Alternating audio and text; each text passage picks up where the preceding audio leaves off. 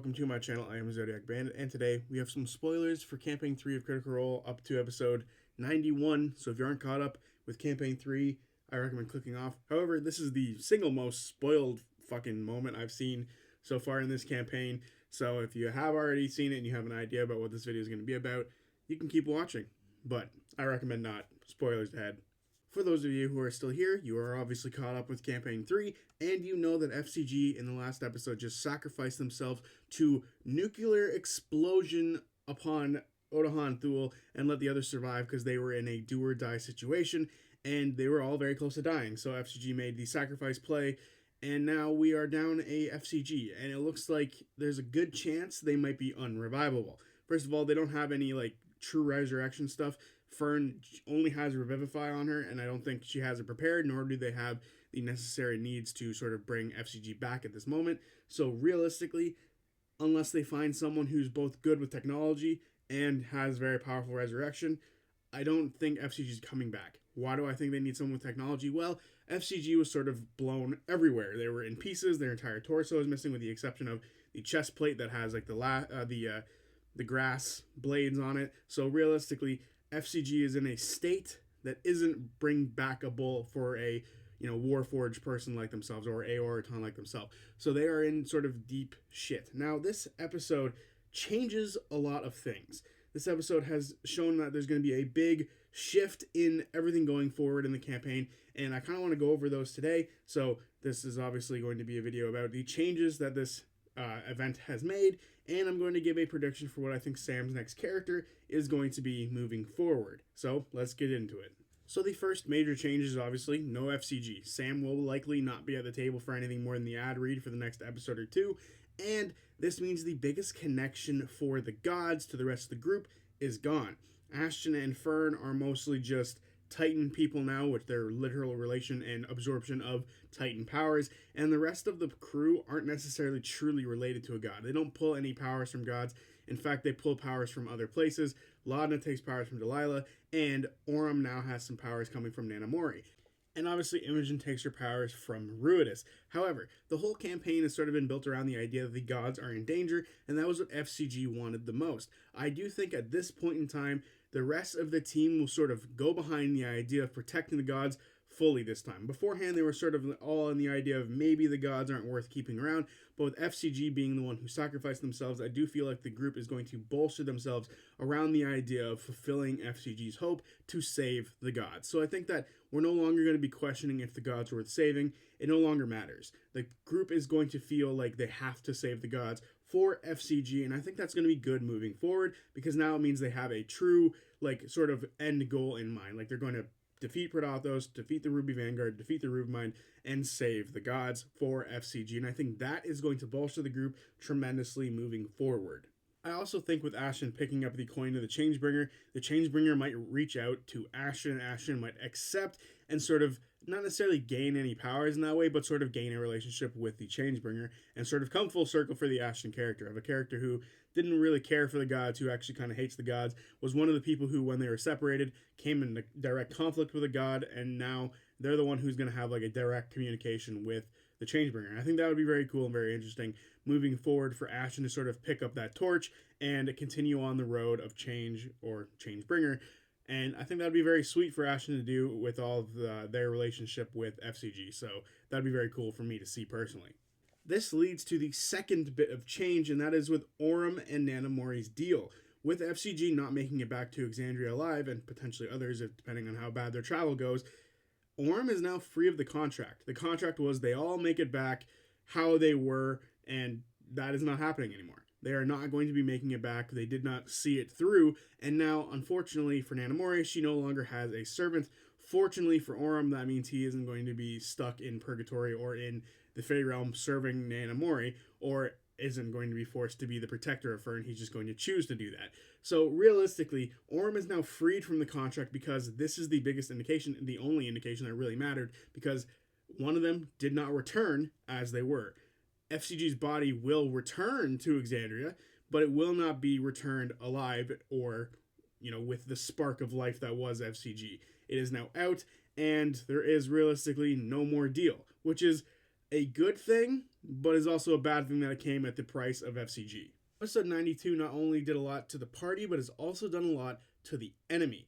The enemy of the Ruby Vanguard has lost 2 major pillars of strength within this little time span here of episode 92. They lost Odahan Thule with FCG's massive sacrifice, so now literally one of the greatest warriors on the side of the Ruby Vanguard has been wiped off the table, and Liliana has switched sides and is now seemingly going to travel with the party back to Exandria, which I think is huge. It is a massive thing for them to sort of have her, because now, realistically, that is 2 exalted off the board for the Ruby Vanguard, which might be a big problem for releasing Predathos. So realistically, the numbers of the Ruby Vanguard has now been like crippled, and the strength has been crippled.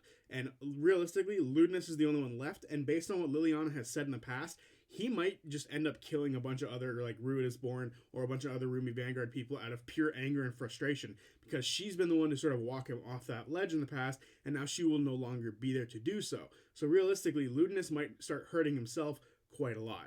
I do still want to point out that the enemy still has quite a lot of strong people on their side. There's obviously the Sunder King, Sora Lord Zathuda, Ludinus, and the 5 leaders of the Weave Mind. So there is still quite a few people to deal with. We did mark a couple off the board, which is huge, but we still have those 4 out of the 6 to deal with. And then there's always the looming presence of Predathos that is still lingering all over this campaign. So there is potentially still 7 enemies that we have to deal with. So the boss rush toward the end is going to be insane. And for those people who thought this was going to be a shorter campaign than Campaign 1, I think this is more so looking toward a Campaign 2 situation of like 140 episodes at least, because there's still 4 and technically like 8 if you really want to count each of the individual Weave Mind leaders as their own thing, but it doesn't seem like they are. But there is still quite a few enemies that we have to go through before this campaign's over with.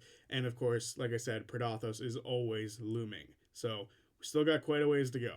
So those are the changes that I think we need to sort of keep in mind about Campaign 3 moving forward now, because that is a lot to sort of remember, and those are the important things I think we need to hold on to as we move forward through Campaign 3. However, it is time for me to move on to my predictions for what Sam's next character can be, and I'm going to cheat here and I'm going to give 3, because I think there's 3 very interesting possibilities, and I quite like them all, so I want to talk about each of them. So the first one sort of fills a slot that is necessary to fill now that a cleric is gone, but it also fits with the motif that Sam has small characters. So I was thinking a Cobalt Paladin. The path doesn't really matter, but I think a Cobalt Paladin would sort of fit really well with this group. First of all, they need to be able to hit a lot harder after this fight with Odahan Thule. It's very clear that they sort of lack in true diversity of their sort of damage attack types. So having a radiant character, which is like the least commonly resisted thing, would be massive. And I think it would be very good for the healing aspect. They would have lay on hands, they would have heals, they would have revives. I think that's very necessary moving forward with this campaign, that there is a healing character and one that can sort of boost up and move up and sort of attack. That was one of the things that FCG couldn't really do. They didn't have that much damaging capabilities. Granted, Sam didn't pick the spells to do that, but I feel like having a character who can both hit really hard without spells and with spells is huge, and having the capability of healing without needing to use spells would also be huge. So a paladin would fit really well with the rest of this group, and would add another character who could be a god champion to the group. And I feel like there's a bunch of paladins just already at like the dig site camp that they have going on near the Malleus Key that the Keyleth group has. So there's just a million characters there that could be introduced as Sam's new character, who is a paladin. So I think that is very fitting. Even like the Dragonborn lady that was in the Volition camp could fit really well in this role, where Sam could literally just play as her. Granted, she might not have survived her mission with the Volition, but who knows. I do think a paladin fits really well with this group because it adds the god motif, or it adds a god option to the group, and then, you know, the small kobold thing is just something that Sam does. However, I do think there are 2 other options that are far more interesting and would be way more compelling for a lot of viewers to see, and that is next. And the next character that Sam could potentially play is Taryon Darrington. I think this fits super well for a couple of reasons, storyline-wise and just like, you know, interesting character dynamic-wise. First of all, obviously storyline-wise, Taryon Darrington has a relationship with Keyleth, so she would likely call upon him and the rest of the Darrington Brigade to come to the Malleus Key to sort of aid in the conflict there, which would be a nice way to sort of reintroduce the Taryon Darrington Brigade, and I think that would be a lot of fun for a one-shot where they sort of invade the Malleus Key dig site, which would be really cool and really interesting. But also, I think Terry would want to sort of step up and feel like out of all of the people in his group, he should be the one to sort of join the group that is like going to be the biggest impact on everything, to join the Bell's Hells and to move forward. And this would be his sort of like, I don't want to say redemption, but he didn't take place or take part in the final fight with Vecna. So for him to sort of step up now in his mid 60s, or actually he would be 60, in his 60s, and step up now to join them in the main conflict would be really cool and be like a sort of full circle moment for the character. Also, I think it would be really cool to have the dynamic of Terry having Dodie with him and sort of everyone feeling a little bit uncomfortable about the fact that there is a robot with them now who is literally just a construct. He was a character who has no free will of their own and is literally just a robot. It would be the exact opposite of FCG, where the character that they had with them was a living person, was a true living being who had a soul, and they're now next to one who doesn't. I think that would be very interesting to see how everyone bounces off that idea. So yeah, Terry is an option I think is very strong, would be very interesting. But I have one more who I think a lot of people would either really like or really fucking hate. So, how would you all feel about Scalin Shardle coming back? Because I think it works stupid well with everything that goes on. First and foremost, we have a god connection with Scalin. He is literally a champion of Bayun, the knowing mistress, and I think that is one good reason why he should come in. But also, he's a healer. Having a healer on the group is something the party needs. And yes, he doesn't have like all the revival spells, although he might have some. I'm not too sure. I don't remember off the top of my head. He does have heals, which would be very necessary, and he can inspire the group. He can sort of be a breath of levity for the group, and it gives Sam an opportunity to play a singing character yet again. It feels like Sam wants to play another one, so to play Scalin again would make sense. Yes, let's say he slipped a little bit in the last couple of years, that he hasn't been adventuring, because that probably happens, just like Bertrand. And now he's a little bit weaker. He's now level 13 like the rest of the group. I think this would fit so perfectly well, and it wouldn't even matter. I feel like it would just fit really well. He would have a lot of fun playing it. There's obviously a storyline reason as he's there. He's a friend with Keyleth and wants to help out. And I also think him wanting to sort of prove himself again. He and Pike split. They are divorced now, and he wants to prove that he is a man, and he wants to prove that he can still do the thing he's done for ages, and he can still fight, and he can still do everything he needs to do to prove that he is a worthwhile person to have around, and maybe prove Pike wrong and that they should be back together. Who knows? I don't know if that's actually a storyline that they care to do, but I just think it would be very interesting for Scalin to come back. He could be on the same sort of I want to prove myself again storyline. I want to step up storyline. I want to be the person who help these new guys out, the next generation, because not only does it help them out, it helps the world out, which will help my daughter, which will help my friends, which will help my ex-wife. I feel like there's a perfect storyline here for Scalin.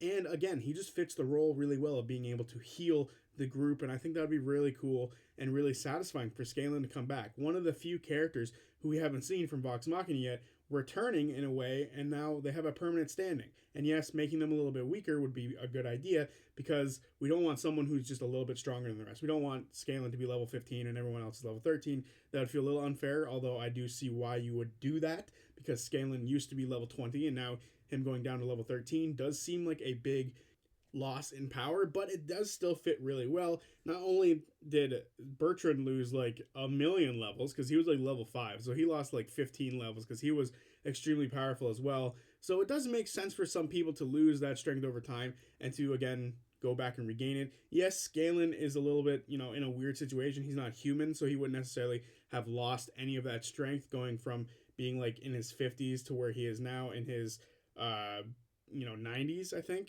He was 60 back then. It's only been like 36 years.